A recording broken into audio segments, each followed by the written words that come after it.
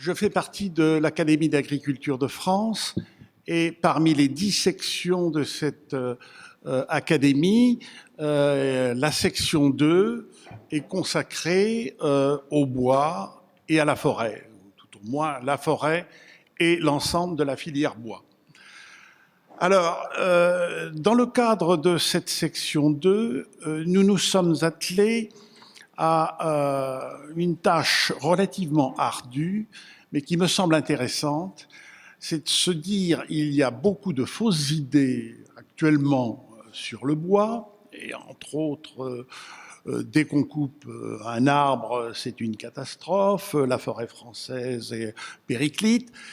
Donc, nous avons décidé de faire une encyclopédie accessible à tous, un Wikipédia, en quelque sorte, de 100 questions, un recueil de 100 questions que l'ensemble de la société civile peut se poser à propos de la forêt et du bois. Chacune de ces questions est sous une forme de fiche de 4 pages. Donc c'est un recueil qui, à l'heure actuelle, a 105 fiches, directement accessible sur le site internet de l'Académie et qui permet, je dirais, d'un point de vue à la fois scientifique, mais on aborde bien évidemment des questions d'ordre sociologique, des questions de répondre au grand public, aux médias, aux ONG, sur la réalité du bois et de la forêt. Et je vous incite vivement à aller sur le site de l'agriculture pour voir ces questions très accessibles. Nous avons essayé de trouver une forme de type journalistique, en quelque sorte, mais qui, à mon avis, permet de recadrer un petit peu ces grandes problématiques. Alors, dans cette optique, s'intéresser au bois énergie trouve bien évidemment toute sa signification dans le cadre notamment de la lutte contre le changement climatique. Le chauffage en tant que chauffage bois individuel, puisqu'on verra qu'on a à la fois une grande part du bois, la majorité, encore à l'heure actuelle, qui concerne le chauffage individuel, et puis une partie grandissante, je dirais, de chauffage industriel. Le chauffage individuel, on le part souvent de beaucoup de vertus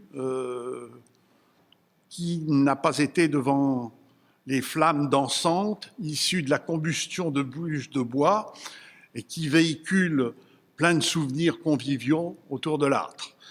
Donc c'est un symbole très chargé d'affect, et je vous convie à regarder, entre autres, plus scientifiquement un petit peu ce qui se passe.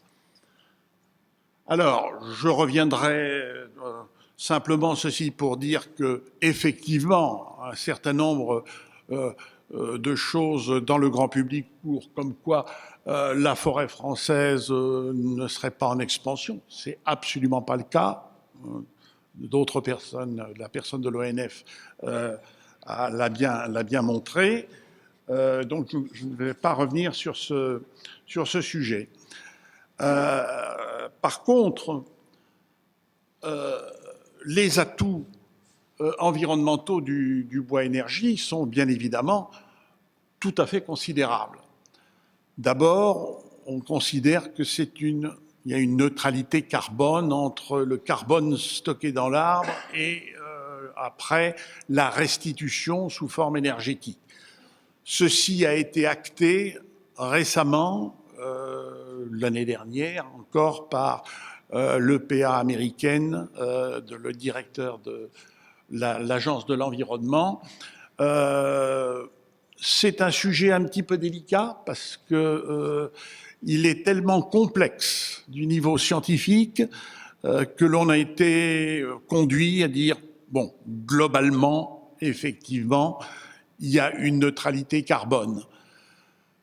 Si l'on considère les feuilles qui tombent de l'arbre, l'humus qui en est produit et qu'il peut y avoir, de par les micro-organismes qui se nourrissent de l'humus, un certain nombre de gaz type CH4, méthane, c'est peut-être un petit peu plus contestable. Mais enfin, globalement, il y a une neutralité carbone.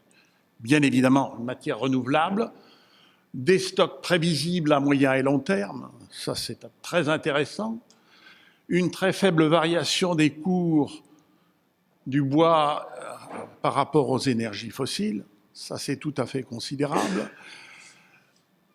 une disponibilité nationale, indépendance par rapport, et puis une forte contribution, bien évidemment, à l'économie locale.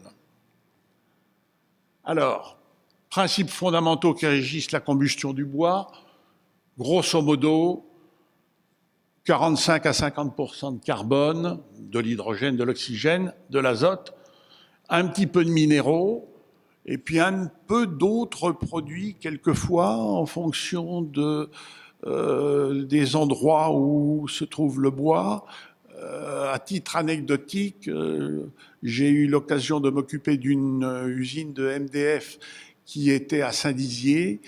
Nous achetions le bois, bien évidemment, sur 150 km de rayon. Et sur ces bois, il y avait 14% de bois qui étaient mitraillés ou qui avaient du shrapnel. Donc, vous retrouvez dans certaines régions ce genre de choses où vous pouvez retrouver un peu de plomb ou d'acier. Heureusement, ce n'est pas le cas en Île-de-France. Alors, les mécanismes de la combustion du bois, bien évidemment, vous allez avoir du gaz carbonique, de l'oxyde de carbone, quand malheureusement, je dirais que la combustion se fait mal, et un certain nombre de gaz tels que le méthane, l'éthane, tout ceci va donner les flammes que l'on connaît.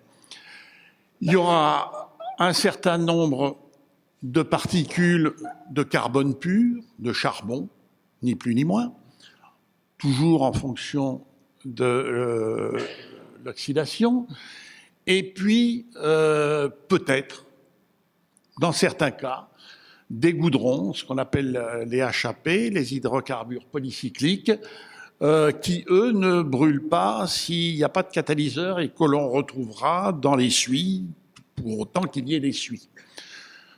Donc il y a une partie vraiment pyrolyse et puis une partie purement combustion. Dès lors que l'on a une combustion lente, on va avoir du charbon qui va se produire, une production de chaleur, mais ce charbon sera non négligeable. Dès lors que l'on a une combustion vive, nous aurons des gaz volatiles qui vont s'enflammer et qui vont participer à la combustion en phase gazeuse, alors que dans l'autre cas, en combustion lente, on est plus en combustion en phase solide, avec des braises qui se forment. Donc, des mécanismes homogènes et hétérogènes simultanés. Alors, les étapes de la pyrolyse du bois, dès lors que l'on est inférieur à 200 degrés, on a des phénomènes de déshydratation, des traces de CO2, et puis des acides, l'acide formique, l'acide acétique. Ceci en étant dans une phase endothermique, c'est-à-dire qu'on absorbe la chaleur, on ne la restitue pas. Entre 200 et 280 degrés, on commence à avoir pas mal de traces de CO2, et un début de carbonisation. Le bois torréfié, par exemple, les phénomènes de torréfaction se situent dans ces domaines de température aux alentours de 220-230 degrés. Et puis de 280 à 500 degrés, eh bien là, on a une phase exothermique, c'est-à-dire que véritablement le matériau produit de la chaleur avec un fort dégagement, mais nous avons quelques goudrons inflammables et une carbonisation. Et puis au-delà de 500-600 degrés, là vraiment c'est une phase exothermique pleine, mais avec ce phénomène de carbonisation. Il y a une influence très forte de la géométrie, donc de la taille et de la forme du bois sur sa combustion. Entre le bois bûche, les briquettes, les granulés, le bois déchiqueté, il y a une différence notoire, on verra. Alors, dans un des cas, bien évidemment, le combustible, c'est une alimentation manuelle. Dans le deuxième cas, on peut avoir une alimentation automatique, notamment dans le cas des granulés. L'influence de la température et de l'état de division sur la pyrolyse. Donc, quand on est à 500 degrés, on voit que, par exemple, des sciures, eh bien, on risque de produire pas mal de goudron. Et dès qu'on se situe à des températures très élevées, on a beaucoup de gaz inflammables. À l'inverse, moins on aura une granulométrie forte au niveau de la bûche. Entre 500 degrés et 1000 degrés, certes, on a un déplacement entre le charbon, les goudrons et les gaz, mais c'est beaucoup plus équilibré que dans le cas des sciures. Donc, la surface spécifique du matériau au moment de sa combustion, et bien évidemment sa sécheresse, sa siccité initiale, sont des paramètres très importants. Alors, de cela, la combustion du bois, dans une certaine mesure, contribue-t-elle à la pollution de l'air? C'est une question qui a été posée. Il faut savoir qu'en France, au niveau du chauffage domestique, il y a 7,4 millions de ménages qui utilisent des appareils indépendants de chauffage, qui consomment 51 millions de stères, bûches, et 1 million de tonnes de granulés. A contrario, dans l'industrie, donc pour les chaufferies, petites chaufferies, grandes chaufferies, on peut estimer qu'il y a un petit peu plus d'un millier d'unités de plus d'un mégawatt thermique qui permettent d'avoir de l'ordre de 5000 mégawatts installés. Une petite partie est en cogénération, c'est-à-dire chaleur et électricité. 42 unités actuellement en France de plus d'un mégawatt pour 1600 mégawatts thermiques installés. Alors, les principaux polluants qui sont issus de la combustion, impropre du bois, je tiens bien à mentionner ce mot impropre du bois, ou de ses dérivés, il y a les panneaux. Nous ne parlerons pas ici des panneaux parce que dans les panneaux, il y a un peu de colle et que cette colle peut contribuer particulièrement sur les oxydes d'azote. Donc, on a des particules fines, on a des oxydes d'azote, on a ce qu'on appelle des COV qui sont des composés organiques volatiles. C'est eux qui vont participer à faire de belles flammes. On a un petit peu d'ammoniac, un petit peu d'hydrocarbures polycycliques, du SO2 et puis du carbone sous forme de suie qui sera bien évidemment en fonction du rendement de l'installation. Alors quels sont les polluants issus de la biomasse susceptibles de poser problème éventuellement dans le cas de choses impropres? Les composés organiques volatiles, les métaux lourds, mais on en trouve quasi jamais. Les HAP, les hydrocarbures polyaromatiques, oui, qui se retrouvent dans les suies. Les particules fines inférieures à 10 microns, c'est celles qui sont tant décriées à l'heure actuelle dans d'autres choses comme pour le diesel. Et puis l'oxyde de carbone, bien évidemment. Il y a des normes qui ont été édictées par l'Organisation mondiale de la santé en particulier pour les particules fines, hein, qui sont des normes recommandées pour les appareils de chauffage et de cuisson. Je ne vais pas les commenter plus avant, mais sachez que effectivement, l'OMS a édicté un certain nombre de normes. Alors, l'ADEME a publié un très gros travail sur l'évaluation prospective 2020 ou 2025 jusqu'en 2050 de la contribution du secteur biomasse dans les émissions nationales de polluants atmosphériques. C'est un très gros travail qui a été fait, travail prospectif. Il a l'intérêt d'avoir été très bien fait. Les tendances envisagées pour 2020. Alors, dans les foyers domestiques, on parlait en 2006 de 5,7 millions d'utilisateurs, 7,4 millions en 2012, 9 millions prévus en 2020. Je ne suis pas absolument sûr qu'on en soit là. En revanche, fort taux de renouvellement vers des appareils très peu polluants, et je vais y revenir sur cette question. En ce qui concerne les installations collectives et industrielles de production de chaleur à partir de biomasse, donc on devait passer, puis en 2006, de 1400 kilotep à 7600 kilotep en 2020, exprimé en équivalent pétrole. Donc c'est un accroissement très important d'un facteur 5. Alors, la grosse problématique, elle est celle des foyers ouverts. Les foyers ouverts ont un rendement très faible, de l'ordre de 10 à 15%. Ce qui veut dire que 85% partent dans l'atmosphère sous forme fumée et sous forme de suie avec un facteur de particules qui est non négligeable.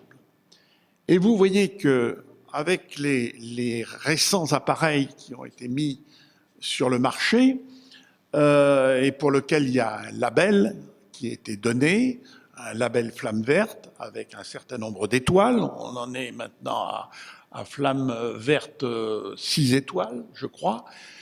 Eh bien, on diminue, on passe d'un rendement de 10% à 70%. Et par là même, le taux de particules, donc de suie, chute d'une manière absolument considérable, par un facteur 30, 40. Ça, c'est un point extrêmement important. Deuxièmement, l'évolution des performances des appareils. Vous voyez qu'actuellement, on arrive à 75% de rendement, même au-delà quand on utilise des granulés. On peut arriver à 90% de rendement, avec des taux d'oxyde de carbone qui sont tout à fait négligeables et des taux de poussière, donc de particules, qui ont chuté d'une manière drastique.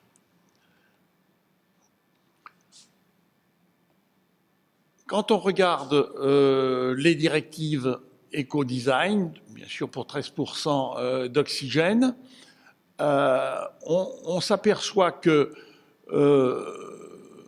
on a une différence quand même notoire de par la granulométrie. La bûche, on a encore 0,12% d'oxyde de carbone ou inférieur. Les granulés, on arrive à 0,02%. Ceci est dû essentiellement d'une part à la siccité, au fait qu'il y ait une maîtrise parfaite de l'humidité au niveau des granulés, et surtout de la surface spécifique qui permet une homogénéisation considérable. Il en est de même des émissions de particules, bien qu'au niveau des bûches, on en soit à 40 mg, ce qui est bien évidemment très peu. Voilà. Alors le bois énergie dans un contexte d'économie circulaire, parce que de plus en plus on parle d'économie circulaire. Alors qui dit économie circulaire dit qu'à partir d'une matière première, on va d'abord regarder ce qui permet d'avoir la meilleure valeur ajoutée, la meilleure rentabilité, et puis après on réutilisera le produit en tant que sous-produit. Et la chose ultime, c'est la combustion. On parle toujours maintenant du berceau à la tombe. La combustion, c'est le dernier élément. Alors, qu'est-ce qui peut modifier quelque peu l'économie globale à terme? Eh bien, l'avènement du bioraffinage. D'ici relativement peu de temps, on va utiliser des quantités, je pense, non négligeables de bois pour faire des produits chimiques, entre guillemets, qui seront en fait des produits naturels, qui se substitueront aux produits chimiques pour faire des cols, pour faire, je dirais, une foultitude de produits. On voit déjà à l'étranger, au Canada, aux États-Unis, un certain nombre de grandes unités de papetiers qui se reconvertissent au bioraffinage de manière à, je dirais, optimiser le rendement et la valeur ajoutée à partir de la matière première. Les bioplastiques. Pourquoi faire des plastiques à partir du pétrole si éventuellement on peut le faire à partir de biomasse? Et on commence à savoir faire. Les composites à base de nanocellulose. Le bois a des possibilités au niveau de la nanocellulose qui sont tout à fait extraordinaires. Je peux vous dire, j'ai vu des éléments de carrosserie à partir de bois qui valaient tout à fait ce qui se fait en acier à haute valeur élastique. Donc, oui, il y aura des choses à base de nanocellulose. Il commence à y avoir des usines, notamment au Canada. Et puis l'extraction de composés à forte valeur ajoutée. Il y a des composés pour la pharmacie, il y a des composés, entre autres, il est bien connu par exemple que les extraits de l'IF ont donné le taxofer, qui est un des produits anticancéreux les plus actifs et les plus utilisés. C'est directement extrait de l'IF. Avec pour corollaire la combustion à la fin de cette cascade de produits à valeur ajoutée, des résidus lignocellulosiques, mais comme fin ultime, je dirais, au lieu de l'utiliser. Alors, ne nous leurrons pas, ceci ne va pas venir en un jour, et ceci ne va pas prendre des millions de mètres cubes de bois. Mais je pense qu'il y a une économie de cette nature qui, effectivement, va prendre une certaine importance. Voilà. Donc, en conclusion, eh bien, il faut que le bois soit bien séché. Ça, c'est une chose tout à fait importante. Je crois qu'il y a des messages à faire passer dans le grand public. Il faut aller vers des poêles, des appareils de chauffage au bois de plus en plus performants, tels qu'il y en a à l'heure actuelle. Et il y a un important effort marketing qui est fait de la part des fournisseurs de matériel, y compris dans le cadre du design des poêles, pour montrer que, je dirais que le chauffage au bois n'est nullement has-been. Il y a de très très beaux poêles maintenant qui s'intègrent parfaitement dans un design moderne et qui peuvent être tout à fait prisés par la jeunesse. Voilà. Donc, l'installation des dispositifs à foyer fermé de haut rendement minimise considérablement les émanations issues de la combustion du bois et devrait être conforme aux normes environnementales récemment édictées. Il n'y a pas de problème.